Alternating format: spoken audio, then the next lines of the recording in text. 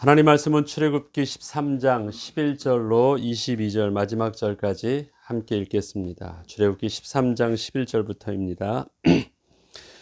여호와께서 너와 내 조상에게 맹세하신 대로 너를 가나안 사람의 땅에 인도하시고 그 땅을 내게 주시거든 너는 태에서 처음 난 모든 것과 내게 있는 가축의 태에서 처음 난 것을 다 구별하여 여호와께 돌리라.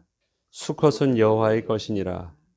나귀의 첫 새끼는 다 어린 양으로 대속할 것이요 그렇게 하지 아니하려면 그 목을 꺾을 것이며 내 아들 중 처음 난 모든 자는 대속할지니라. 후일에 내 아들이 내게 묻기를 이것이 어찌 됨이냐 하거든 너는 그에게 이르길 여호와께서 그 손의 권능으로 우리를 애굽에서 곧 종이 되었던 집에서 인도하여 내실세 그때 바로가 완악하여 우리를 보내지 아니하매 여호와께서 애굽 나라 가운데 처음 난 모든 것은 사람의 장자로부터 가축의 처음 난 것까지 다 죽이셨으므로 대에서 처음 난 모든 수컷들은 내가 여호와께 제사를 드려서 내 아들 중에 모든 처음 난 자를 다 대속하리니 이것이 내 손의 기호와 내 미간의 표가 되리라. 이는 여호와께서 그 손의 권능으로 우리를 애굽에서 인도하여 내셨음이니라 할지니라.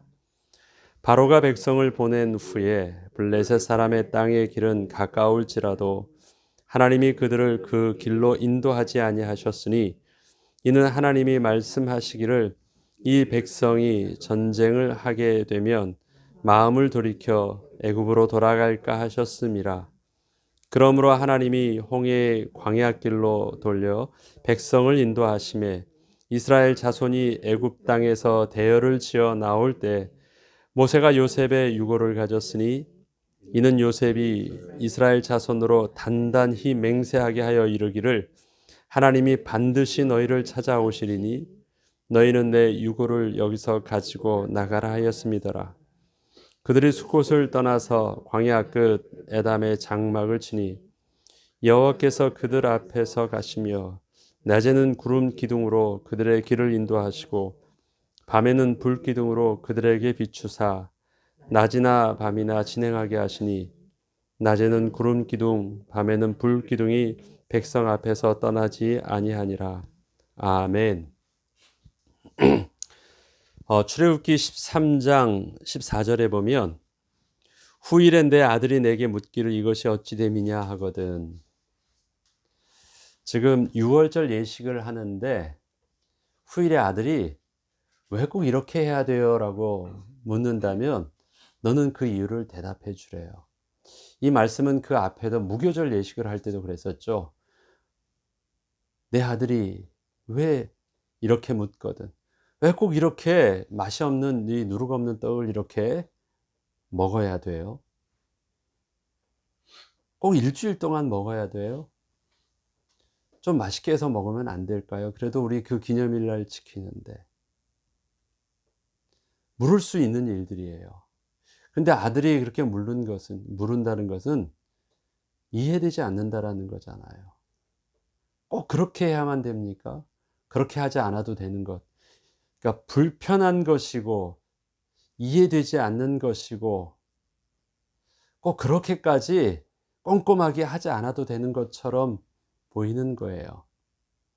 그것을 하나님께서 이스라엘 백성들에게 예식을 가르쳐 주면서 그들이 왜라고 물을 것이래요. 그러면 꼭 그 이유를 말해 주래요. 다시 말해서 이 예식 자체가 평범하지 않고 상식적이지 않은 일반인들이 그 예식을 하려고 하면 불편한 것이고 힘든 것이고 좀 답답한 것이고 하기 싫은 것이고 뭐 이런 그 속성들이 그 예식 안에 담겨져 있는 거예요. 그냥 축제일로 해 놓으면 다 할 만하죠. 근데 이게 축제일 같지 않고요. 그날은 기념일이요 감사일인데 기념과 감사와는 좀 차이가 나는 불편한 것과 맛없는 것과 어려운 것을 또 손해 보는 것을 그렇게 하셨어요. 무교절에는 음식 먹는 것이 불편했잖아요. 근데 유월절을 기념하면서는 모든 첫 새끼를 다 대속하는 거예요.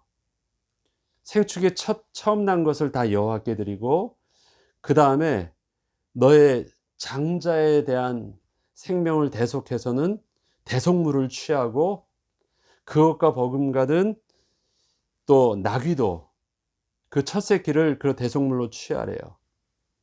양으로 대신하래요. 왜? 그 나귀가 귀했나 봐요. 그런데 만약에 양이 없거나 그렇게 하기 싫으면 그 첫 새끼는 어떻게 하래요? 목을 꺾고 죽이래요. 대속할 수 없으면 차라리 죽이더라도 반드시 물을 만하지 않겠습니까? 한 마리가 아니잖아요.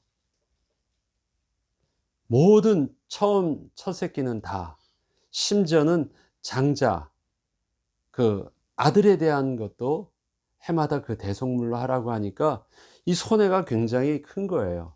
그 양이 작지 않은 양입니다. 그리고 한 번이 아니라 해마다 하는 거예요. 재앙은 한 번 지나갔잖아요. 그거를요, 하나님께서는 열 번째 재앙한 그렇게 해서 살려주셨던 그 내용을 가지고요, 이스라엘 백성의 영원한 규례가 돼서 두고두고 그 일들을요 기억하게 하세요.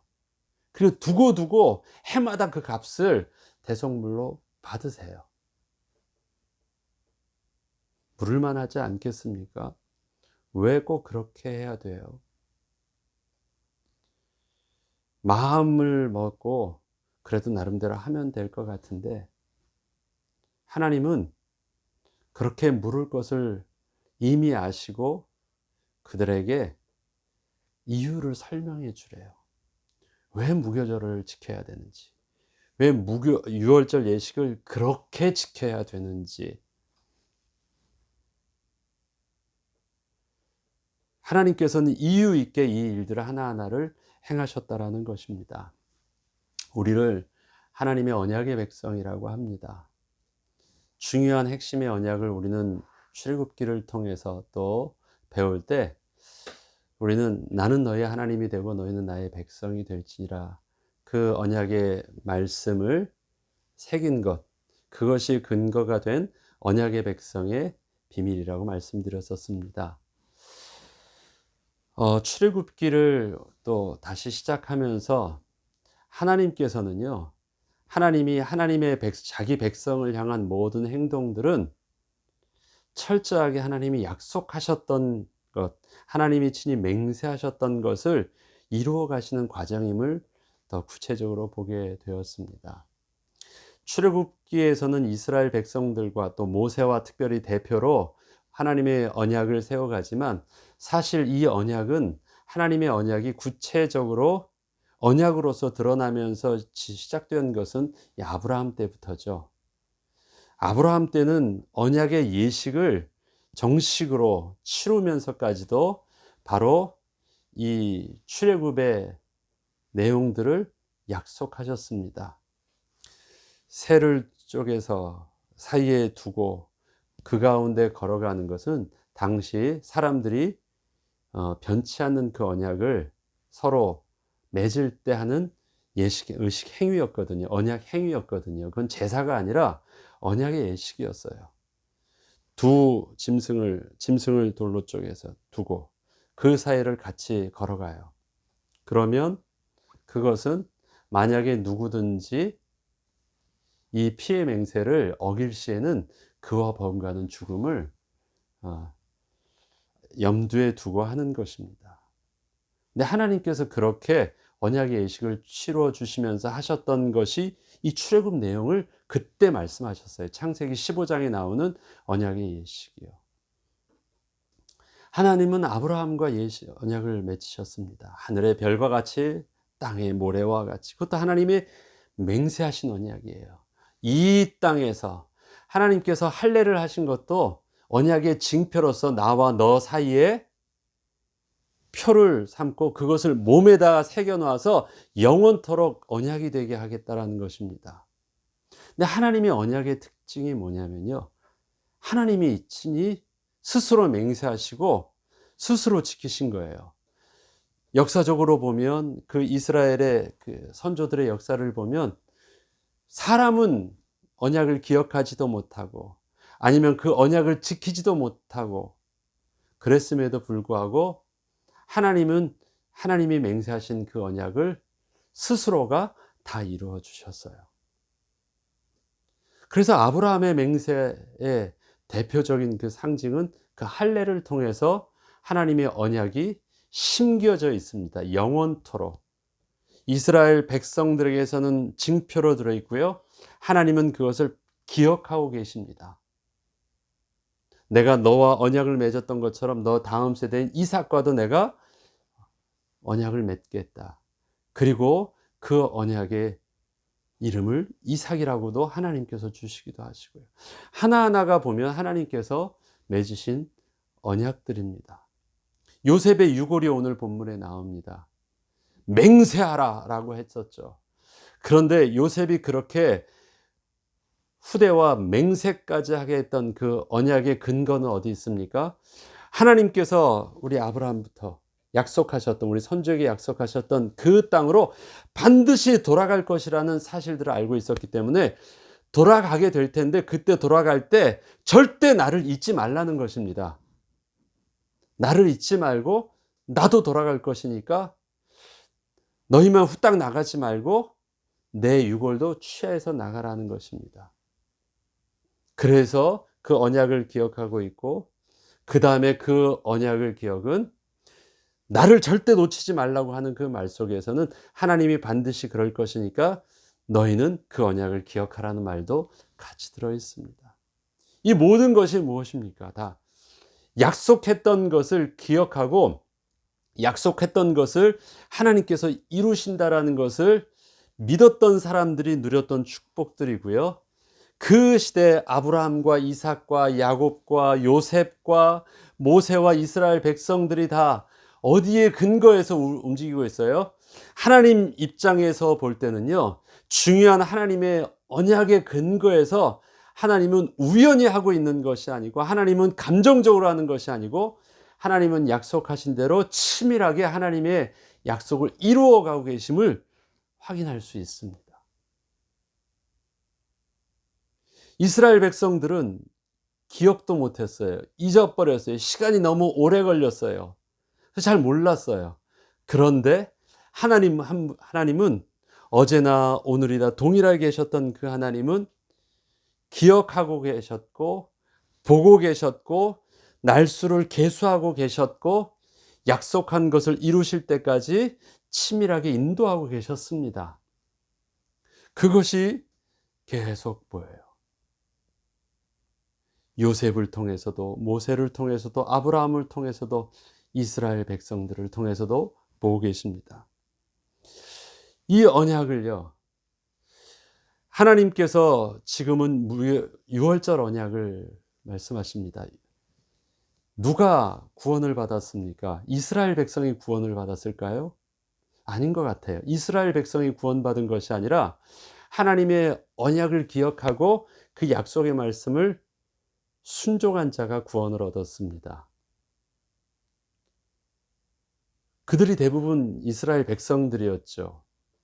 애굽에 있을 때 고센 땅과 애굽을 구별할 때는요, 그냥 이스라엘 백성들이 있는 땅을 하나님이 구별해 주셨어요. 그런데 열 번째 재앙은 애굽 땅과 고센 땅을 구별하신 것이 아닙니다. 내 약속의 말씀을 약속으로 믿고 그 말씀대로, 약속의 말씀대로 순종한 자가 구원을 얻은 거예요. 이스라엘 백성이라 할지라도 하나님께서 그렇게 그 피를 보고 넘어가겠다는 하나님의 약속의 말씀을 믿지 않고 순종하지 아니한 자는 죽었습니다. 그렇게 약속의 말씀을 믿은 자는 이방인이라 할지라도, 종이라 할지라도 약속의 징표였던 할례를 순종함으로 받고 그들과 더불어 그 안에 그 집에 거해서 유월절 음식을 먹음으로 살았어요. 혈통으로 받은 것이 아닙니다. 하나님의 약속의 말씀을 믿고 순종한 자예요. 누가 하나님의 백성이고 누가 바로왕의 백성일까요? 바로 왕은 내 백성은 나를 섬기게 돼 있고 나는 줄 수 없다라고 끝까지 버텼습니다. 우리는 당신의 백성이 아니라 하나님의 백성이고 우리가 해야 될 일들은 하나님을 섬기는 일들을 해야만 합니다. 이 싸움이었거든요. 내 백성과 하나님의 백성을 구분하는 방법은 뭐예요? 그들의 혈통을 보았습니까? 아니에요. 애굽 모든 백성 속에서 하나님께서 누가 하나님의 백성인가를 구분하는 방법은요, 애굽에다 그냥 재앙을 다 내리셨어요. 거기서 하나님의 백성은 살고 바로 왕의 백성, 세상 나라의 왕인 백성들은 다 죽을 것이에요. 하나님의 백성의 근거는 뭐예요? 하나님의 주권의 그 말씀을 순종하는 자는 산 거예요. 하나님의 법도에 그 말씀에 귀 기울이고 그 말씀대로 순종한 자는 살았습니다. 그래서 10번째 재앙을 통해서 하나님께서 보여주신 것은 하나님의 백성과 바로 왕의 백성이 구분하시는 방법은 애굽 전체에 재앙을 내리셨습니다. 그리고 거기에 산 자를 통해서 하나님의 백성이 되게 하셨습니다. 그래서 그들이 나오면 이 산에서 예배하게 될 것이다. 왜요? 저들이 하나님의 백성인 모습대로 그 하나님의 권위에 순종하고 말씀에 순종함으로 그들이 구원을 얻었거든요. 저와 여러분이 어떻게 해서 하나님의 백성이 될 수 있었습니까? 하나님의 약속의 말씀을 붙잡고 약속하신 대로 이 재앙에서 구원할 길들이 하나님의 대속 주신 어린 양이 되신 예수 그리스도이신 줄 알고 우리는 붙잡은 거예요. 그래서 하나님의 백성으로 우리가 드러나게 된 것입니다. 무교절과 유월절을 보여줄 때 거기서 하나님께서 쓰시는 표현들이 있습니다. 묻거든 하나님의 능하신 팔로 구원하셨다. 하나님의 능하신 팔, 하나님의 권능을 보여주셨습니다. 그 다음에 하나님께서 바로왕의 손에서 건져내셨다.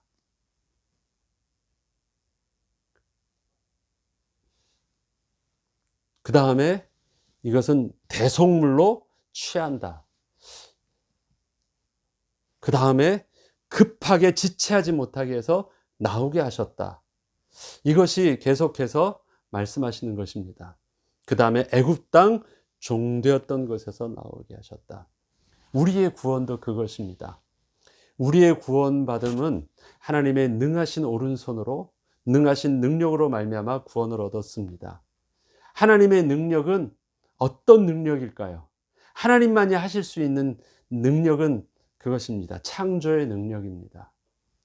우리가 구원을 받았다 하니까 어려운 것에서 굉장히 인간적으로 심각한 문제에서부터 해결함 받은 것처럼 보이지만 우리의 정말 큰 하나님의 능하신 권능의 손으로 우리가 구원받은 것은 허물과 죄로 죽었던 우리가 새 생명을 얻은 것입니다. 산 것이에요. 예수를 그 죽은 자 가운데 살리셨던 하나님의 능력이 너희 죽을 몸도 살리신다고 말씀하셨습니다. 하나님의 능력은 창조의 능력입니다. 죽은 자를 살리신 능력입니다. 그래서 우리가 어떻게 할 수 있었어요? 죽은 자는 생각할 수도 없고 죽은 자는 바라볼 수도 없고 들을 수도 없는데 하나님께서 우리를 살리셔서요. 하나님의 음성이 들리게 하셨어요. 하나님의 약속의 말씀을 보게 하시고 듣게 하시고 믿게 하시고 붙잡게 하셨어요. 내가 붙잡았다고요? 천만에요. 하나님의 음성이 들리게 하신 거예요. 왜 들렸을까요? 하나님의 능력이 나를 살려주셨기 때문에 그렇거든요. 그것이 구원입니다. 구원이. 생명, 재창조의 능력으로 허물과 죄로 죽었던 우리를 살리신 것. 하나님이 생명을 주시고 그 생명 가진 자가 하나님의 약속의 말씀을 듣고 그 약속의 말씀대로 우리가 뭘 할 수 있었어요? 순종할 수 있었어요. 그것이 우리가 누린 구원의 감격입니다. 대속물로 우리가 유월절 음식을 하듯이 대속물로 붙잡는 것, 이스라엘 백성들이 맨날 그 값을 치르는 것이 아닙니다. 그것을 통해서 하나님이 우리를 구원하여 주셨다라는 것, 마땅히 인정하는 순종의 행위인 것입니다. 우리의 삶에 하나님 앞에 날마다 기억하는 것이 있습니다. 아이들이 우리에게 왜 매일 이렇게 예배 드려야 돼요? 매일 하나님께 그렇게 해야 돼요? 왜 이렇게 헌금을 드려야 돼요? 왜 이렇게 좀 편하게 하면 안 돼요? 왜 교회 가서 드려야 돼요? 이런 많은 일들은 시대와 문화를 따라서 불편해 보이지는 것들이에요. 그런데 우리는 한 가지로 말할 수 있어야 됩니다. 하나님께서 우리를 구원하여 주셨고 하나님께서 이렇게 하라고 하셨어요. 내 식대로 변형하거나 내 식대로 하기 전에 하나님께서 바꾸지 말라고 하셨던 하나님의 영적인 비밀, 예배의 형태는 조금 바뀔 수 있고 여러 가지 모습은 좀 바뀔 수 있지만 근본적으로 바뀔 수 없는 우리 예수 그리스도의 생명의 복음의 비밀들은, 그 다음에 우리가 하나님께 나와서 마땅히 드려야 되는 예배의 모습은 바뀔 수 없는 것입니다. 내 식대로가 아니에요. 하나님께서 반드시 그 예식 안에 하나님께서 담아 놓으신 언약의 비밀들을 기억하게 하셨습니다. 신앙생활은, 우리의 삶은 하나님의 말씀에 순종하는 것은요, 내가 원한 대로 하지 않는 것이기 때문에 불편한 것입니다. 내가 원하는 대로 하면 불편하지 않아요. 그런데 누가 나에게 그렇게 하라고 하는 일들은 모든 것이 다 불편한 것이에요. 누가 그 일들을 할 수 있습니까? 순종하는 자가 할 수 있는 것입니다. 예배도 불편한 것입니다. 매일 드리는 것이, 매일 우리가 그 예식대로 행한다라는 것은 불편한 것입니다. 시간도 내가 원하면 이렇게 하고, 시간도 바꾸고, 장소도 바꾸고, 방법도 바꾸고 다 할 수 있어요. 그럼 편해요. 그런데 우리는 하나님 앞에서 성도 간에 정한 시간과 정한 룰을 따라요. 거룩한 공예로 고백한다는 것은 뭐냐면, 그 안에 하나님의 권위 안에서 우리가 약속한 대로 우리가 함께 그렇게 따라주는 거예요. 불편한 거예요. 우리는 그렇게 해요. 왜? 그 권위에 복종하는 것이 아니라 그 권위 안에서, 우리는 하나님의 권위 안에서 우리는 그렇게 순종하는 거예요. 그러면 놓치지 않는 것이 있습니다. 하나님을 경외하는 것을 놓치지 않고, 내가 여전히 하나님의 백성이고 하나님의 말씀에 순종하며 살아야 되는 그 영적인 비밀들을 놓치지 않게 돼요. 이 일들이 이스라엘 백성들에게서는 하나님께서 유월절 예식을 통해서, 무교절 예식을 통해서 계속 지키도록 하게 하셨습니다. 신명기서에서는 좀 더 구체적으로 말씀하셨죠. 정한 장소가 나오고요, 정한 날이 나오고요, 그 다음에 함께 해야 되는 대상도 나오고요, 그 다음에 예물도 나와요. 어떤 예물들을 어떻게 드려야 되는지까지 나와요. 좀 더 구체적으로 레위기서를 통해서는 그럴 제사를 드리는 방법도 나와요. 제사도 한 가지가 아니라 5가지 제사의 모습까지도 나와요. 거기에서는 온전히 하나님을 닮아야 되는 정결 예식도 나와요.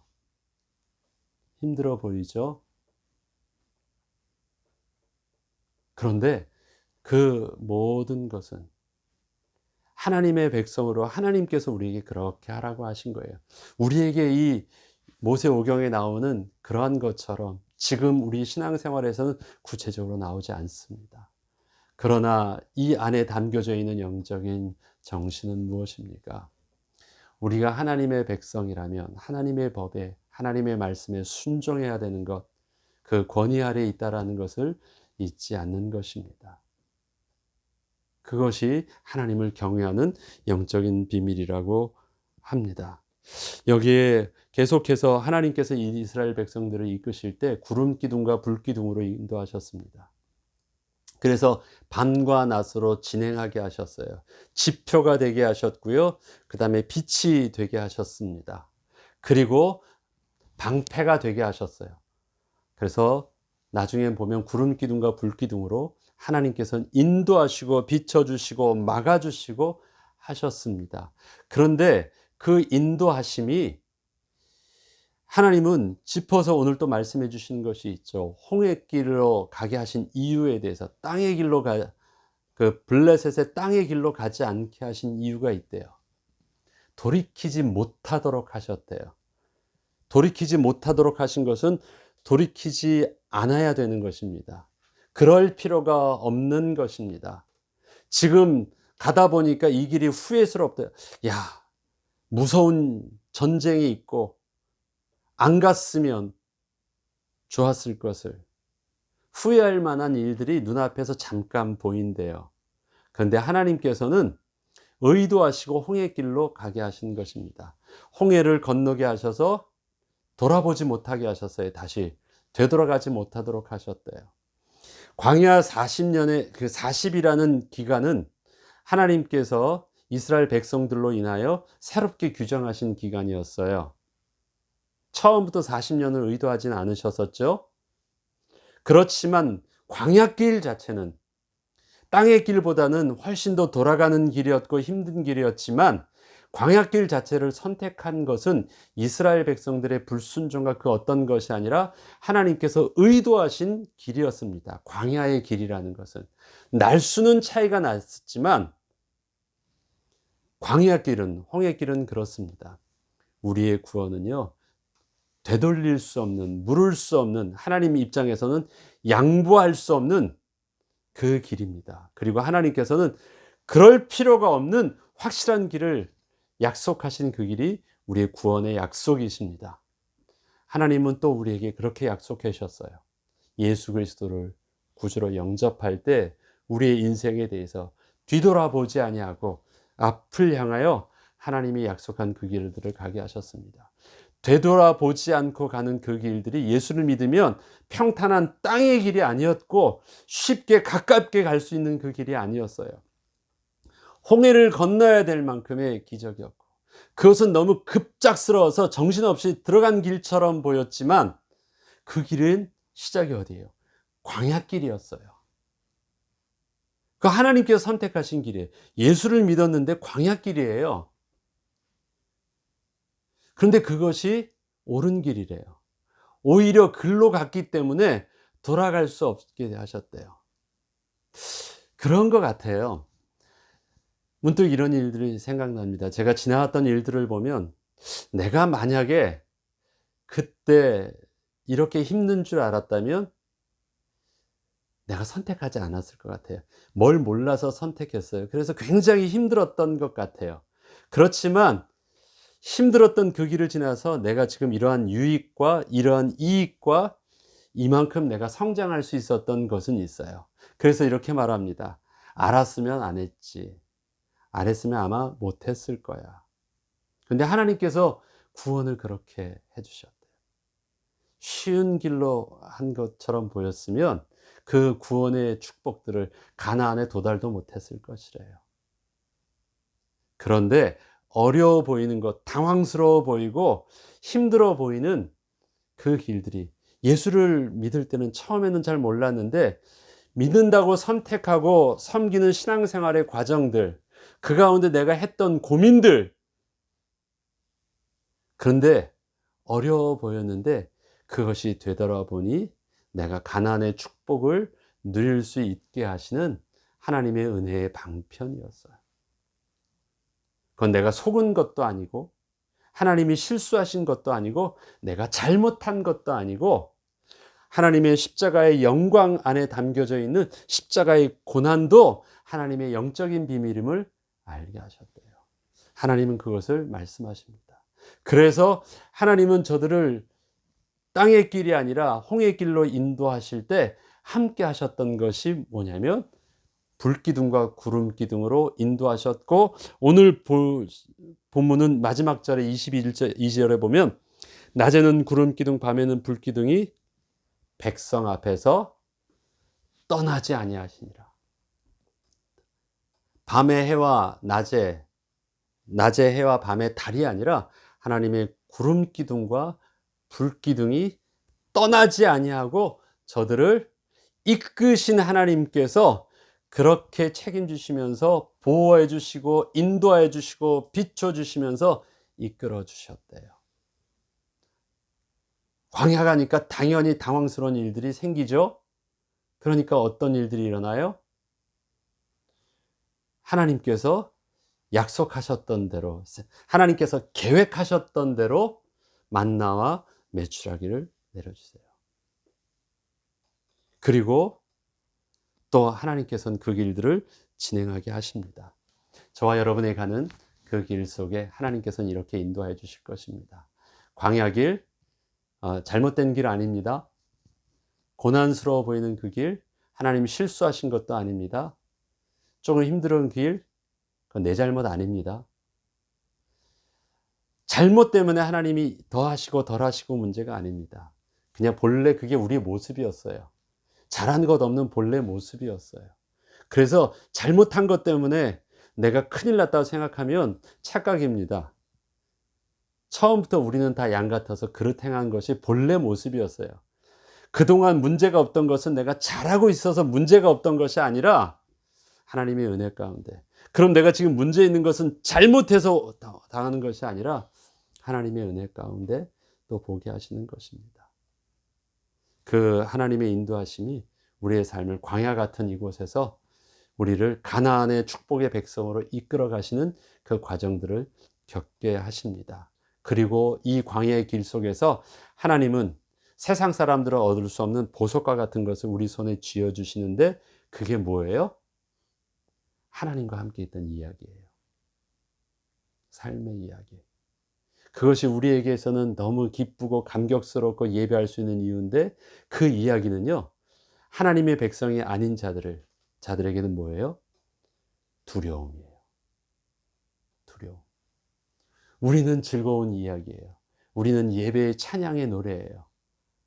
그런데 그것이 간담을 높게 하는 저들에게는 두려움이 하나님을 보게 하는 거예요.